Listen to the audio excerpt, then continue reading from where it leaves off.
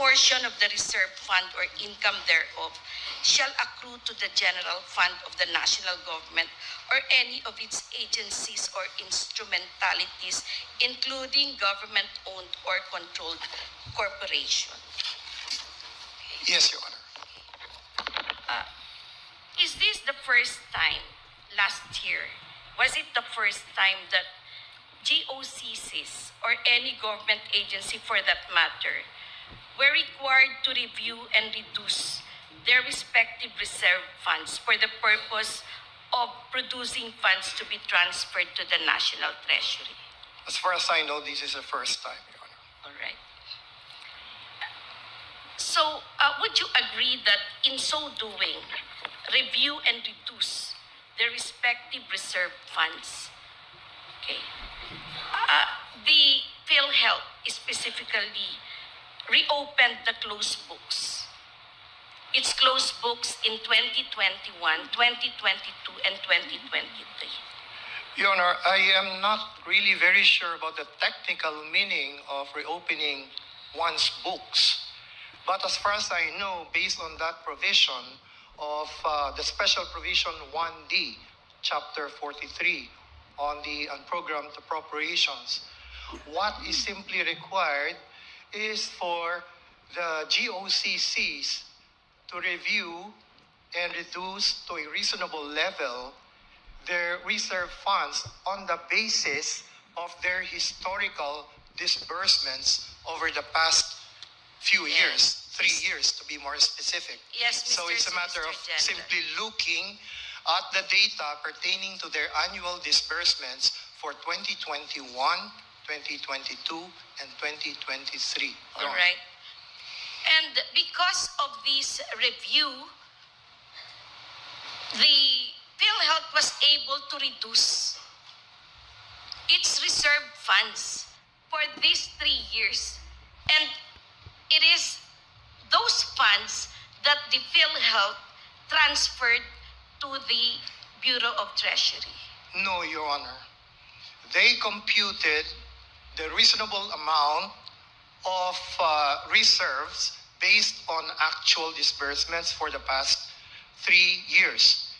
And the remainder is the one that was used as basis for determining the amount to be remitted back to the National So Treasury. do you mean to say, Mr. Solicitor General, that for 2021, there was an excess reserve funds? Excess of reserve funds? Funds, yes.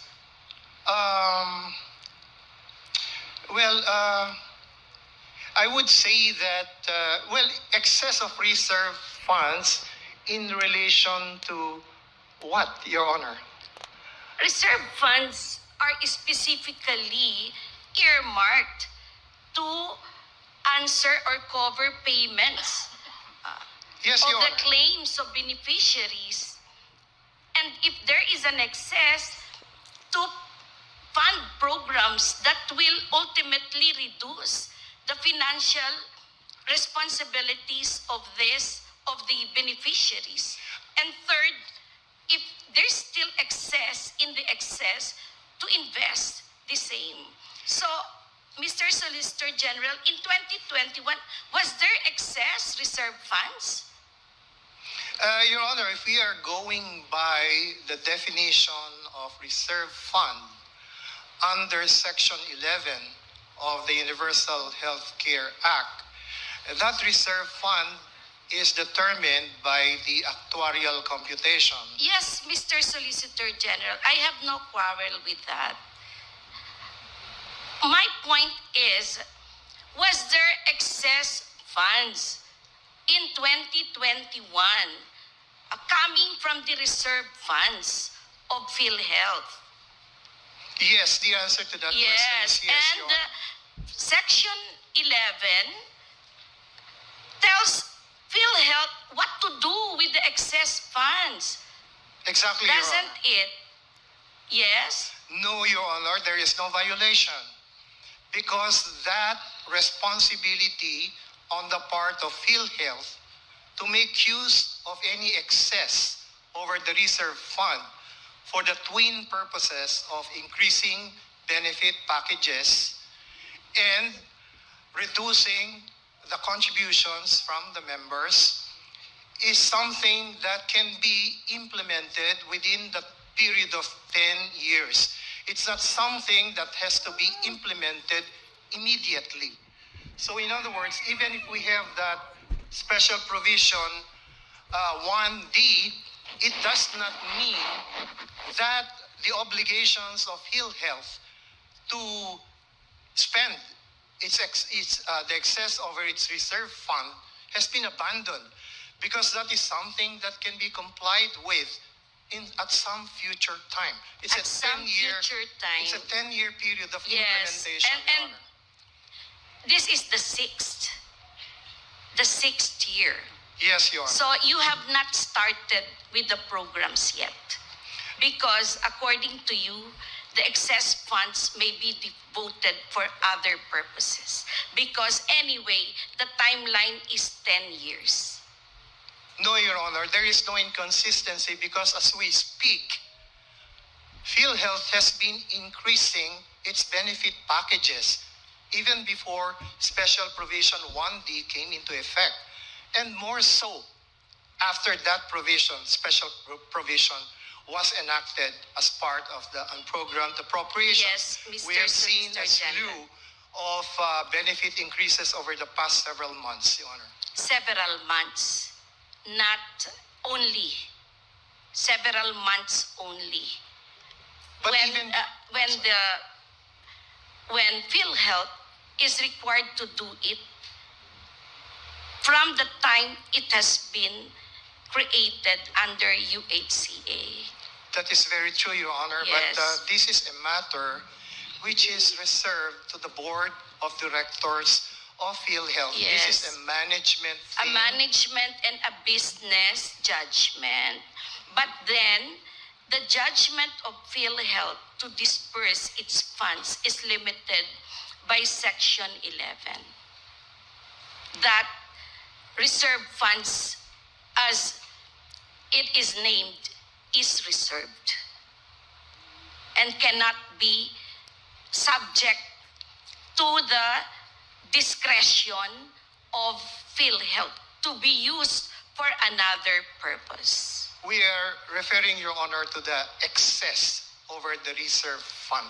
Yes, but the excess is also subject to the provision of Section 11. And Section 11 mentions the purposes for which this excess should have been used. Yes, Your Honor. Let me discuss the second purpose, which is to reduce the contributions of the members. In our opinion, Your Honor, that is something that PhilHealth itself cannot do at the moment. There is no mechanism provided under the Universal Healthcare Act that would authorize the reduction at this time of the contributions from the members. What we see in the Universal Healthcare is a schedule of the premium rates from 2019 down to 2025. But after 2025, there's nothing there. And there is neither any provision for a reduction of the contributions rates, the premium rates. So it is our opinion, Your Honor, that legislative action is necessary to bring down the contribution premium rates. Right? That is your opinion, Mr. Solicitor General. Yes, Your Honor. Yes. But this court's, my reading is this. This is self-executing. And it is PhilHealth that must execute it because the law is in place already. All right.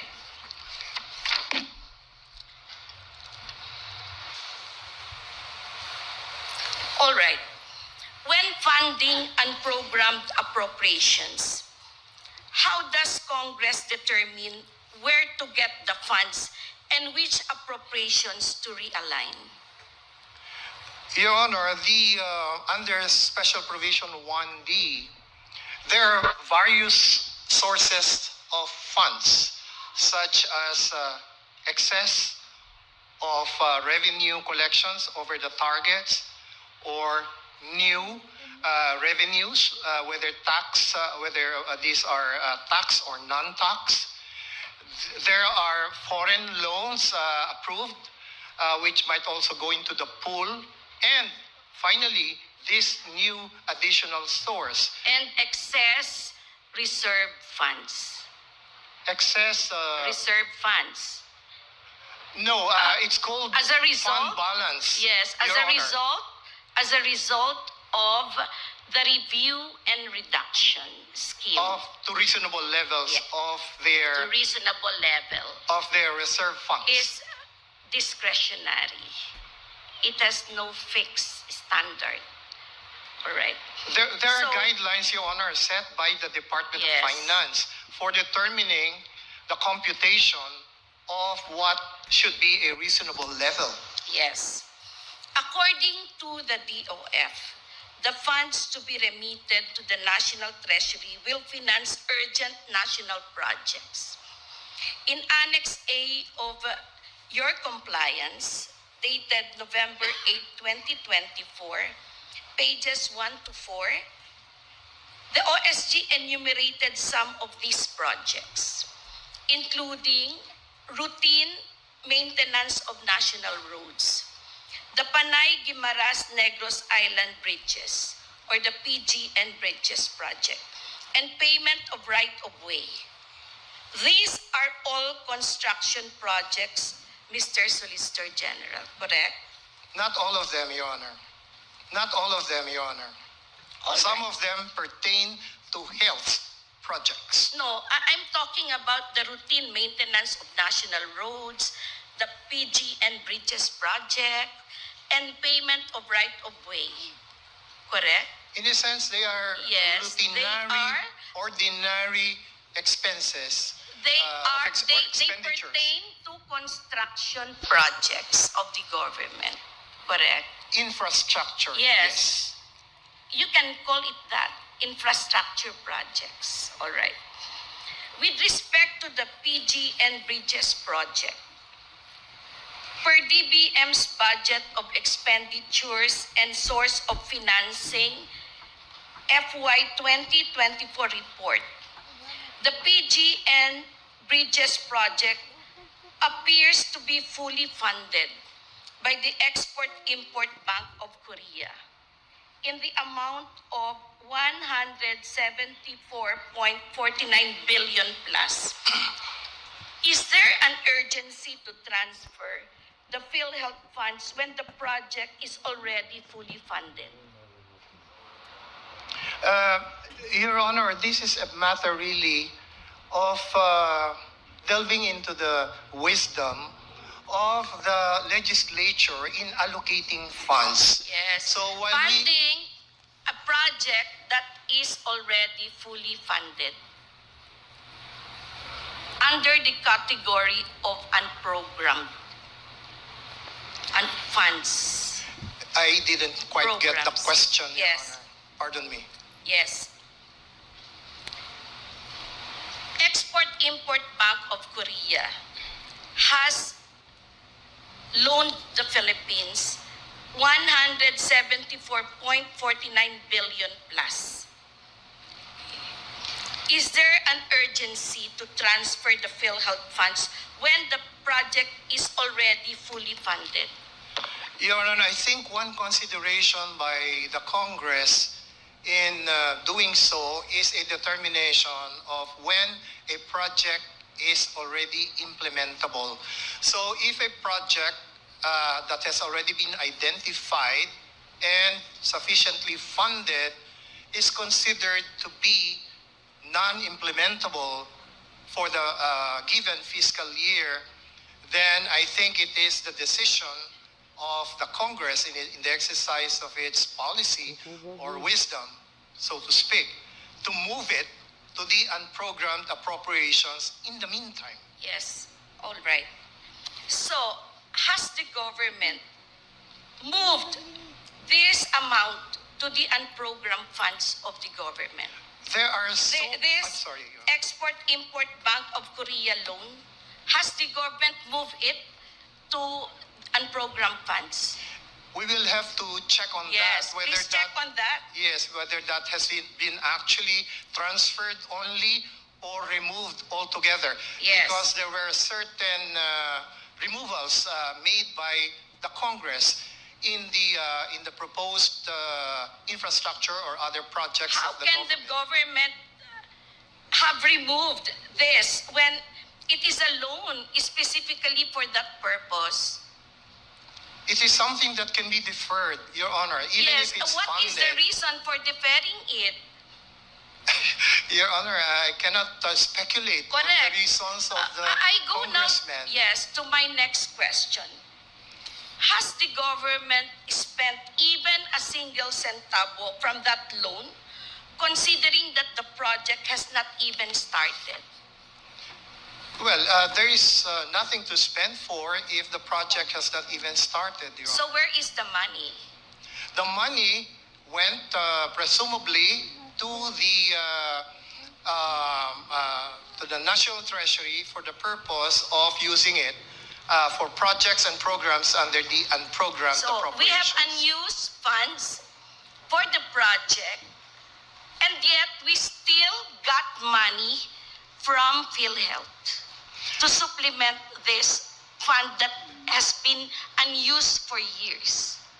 Not automatically, Your Honor, because even if the funds, even if the sources of funds under special provision, number one, of the unprogrammed appropriations is already there and is ready to be used for the projects under the unprogrammed appropriations, it is still a question of whether the implementing agency is ready to implement that project.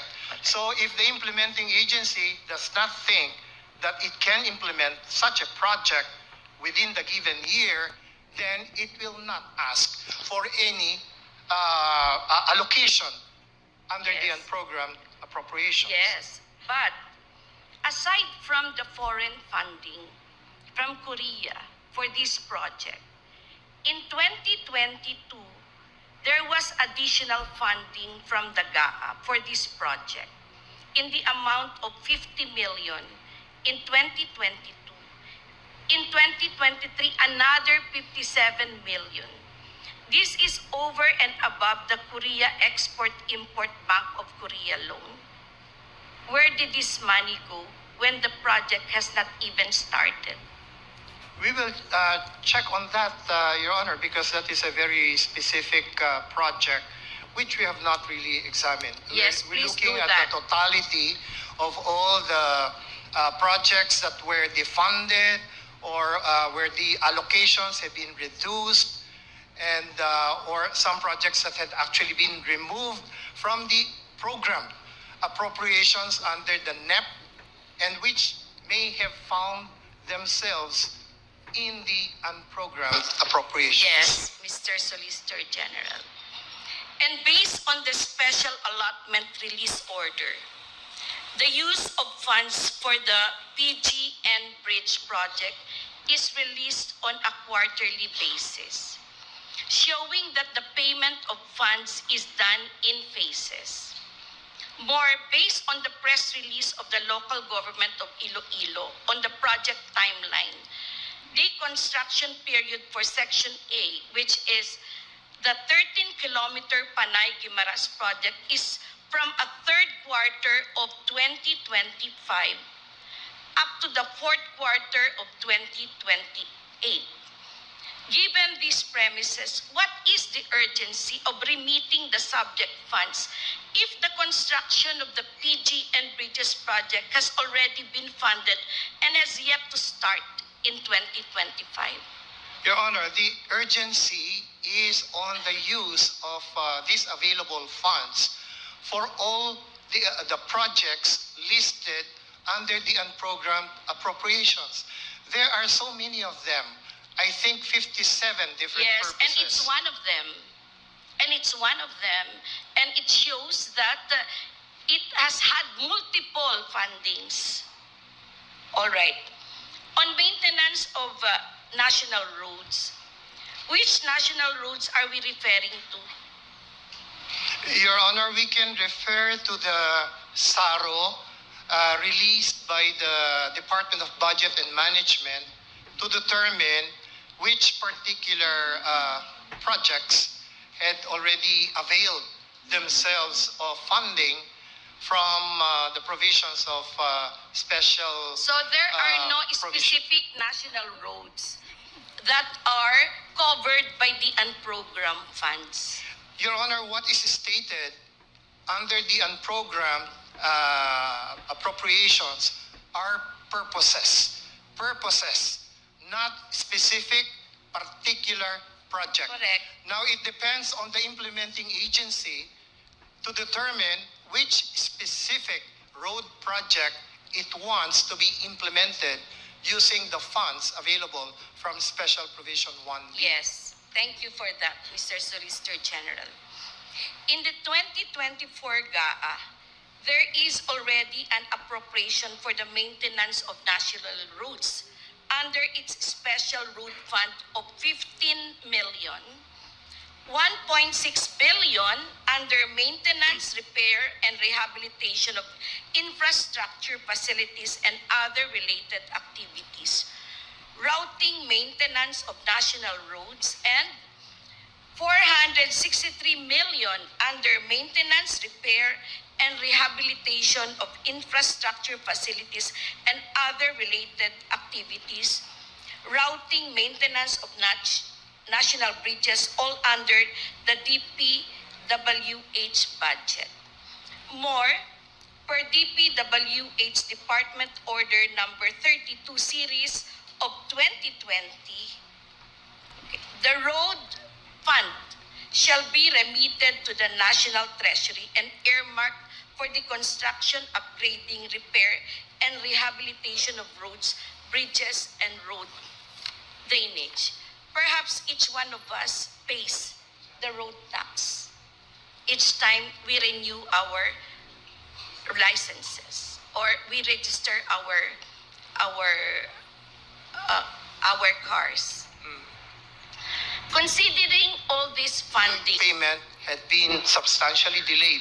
So the very first payment made out of the unprogrammed appropriations went to Yes. the payment of the health emergency allowances of nurses and other medical workers. But there is an overlap between this general purpose for unprogrammed funds on one hand and the special purpose for which PhilHealth funds have been constituted. Right. Now, the other projects funded from the GOCCs, including PhilHealth, include management and supervision of comprehensive peace process, payment of personnel benefits, priority social programs for health. The programmed appropriations, Congress deemed it proper to include as a standby this particular item if funds would be available All right. to support it. Standby. But the reserve funds is not just standby. All right. Now, meanwhile, for priority social programs for health, the DOH budget under the 2024 GAA already includes 28 billion plus for the implementation of health facilities and enhancement program and 58 billion plus for medical assistance for indigent and financially incapacitated patients. How are these different from the priority social programs for health under the unprogrammed appropriations? Your Honor, as I have explained earlier, during the process of budget deliberations, Congress might have removed or reduced the allocation for certain health projects, DOH projects, for in consideration probably of the reason that these are not implementation ready. So Yes. let's just put it on standby under the unprogrammed appropriations. And when there are funds to support them, then we will Yes, implement funds this. standby means it may or may not be used. Yes, Your Honor. Yes. But the reserve funds will always be used because people get sick and they need funds for their medicines, hospital expenses. And the hospitals and doctors also have to receive the reimbursement for their expenses. Otherwise, the quality of service to our Filipino people will suffer. Your Honor, that expense is taken care of by the accumulated income of the Philhealth, its corporate operating budget, and in addition, its reserve funds. So Yes. all of these expenditures, Your Honor, have already been considered and taken into account before PhilHealth determined what was its fund Yes. balance. Yes, Mr. Solicitor General. But the DOF circular specifically mentions reserve funds. Fund balance, Your Honor, not reserve fund. And that is what you use later. But what is in the circular itself? Fund balance, Okay. not reserve fund. Yes, fund balance, reserve funds, we can call it another name. Yeah, but it is our Yes. position that they are different concepts, Your Honor. Fund balance from where? From the accumulated benefits. No, fund balance we're speaking in terms of the general application of DOF Circular 003-2024. That circular does not refer only to PhilHealth, Yes. but to all GOCCs. Correct. But we're talking here how it affected PhilHealth. In the case of PhilHealth, Your Honor, there was this directive by the Congress in the exercise of its legislative powers and its power to appropriate to review and reduce PhilHealth's reserve fund on the basis of its historical expenses. Correct. So we're speaking And of the reserve remainder- funds. We're speaking of reserve funds. Yes, Your Honor. Yes. But it's the remainder. The remainder ones- of the reserve funds, then we go back to section 11. All right. Anyway, thank you for that. My last question is this. For the AFP modernization program, based on research, 25 billion was allotted for this under the 2020 GAA, 27 billion under the 2021 GAA, 29 billion and 50 million under the 2022 GAA, but no similar item under the 2023 and 2024 GAAs. Yet, Republic Act number 10349 extended the AFP modernization program for another 15 years. That is until 2027. In short, this expense is predictable. So why was it placed under the unprogrammed appropriations in 2023 and 2024 GAA?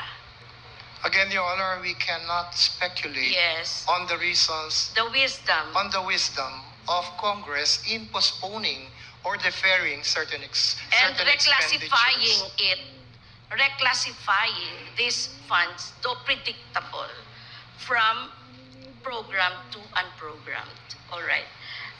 Mr. Solicitor General, thank you. You have all my respect. Thank you, Your Honor. You may go back to your seat. Thank Thank you. you. So for petitioners who would like to respond to the questions of the court.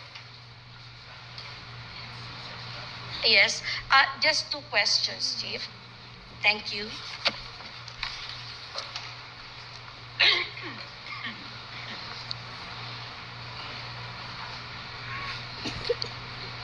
If I may, Your Honor. yes, Yes. We just Is it divided. good evening already? It is good evening. It already, is good Your and Honor. it is evening. Yes, yes. All But right. just to clarify, Your Honor, based on the order of the court, we divided the topics. So procedural goes to Attorney Calleja. The PhilHealth issues, mainly to Pimentel, the petitioners. All right, so Attorney Calleja For the will procedural. respond to my questions.